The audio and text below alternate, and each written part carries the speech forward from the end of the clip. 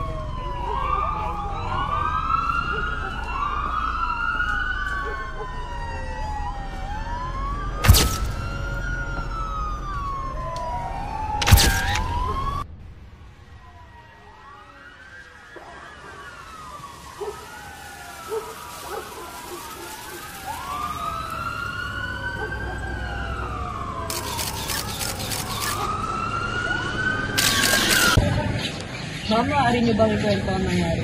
Noong mga alas 5 ng hapon po, naririnig po nagsisigawan ng biktima at ang sa lalaki. Sinisigawan po ng lalaki yung biktima na, bayaran mo yung utang mo, ayoko lang palakihin to. Tapos po, may narinig po kong sigaw na malakas bago po tumakbo yung lalaki. May nakita ka bang hawak? Hindi po, pero parang may nakita po kumilang sa ilaw dahil po sa marunong. Salamat. Pinakuha tayong fingerprint sa kutsilyo and i-cross-check natin siya sa database ng PNP. Maganda yan.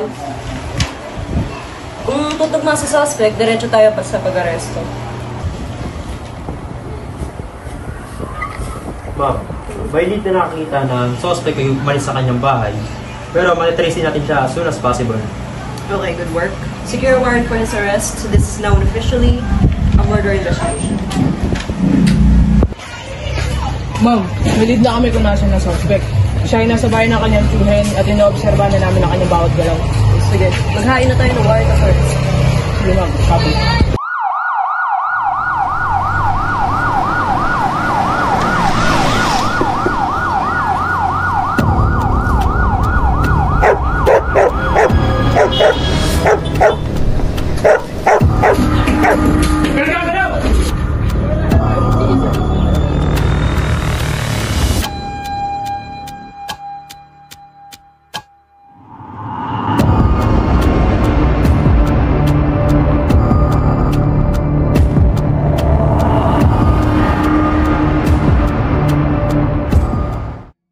Sumamak sa amin na maayos. Huwag ka naman laban. May karapatan ka, manahimik at kumuha ng abogado. Ano mang sabihin mo ay maaaring gamitin laban sa iyo sa korte.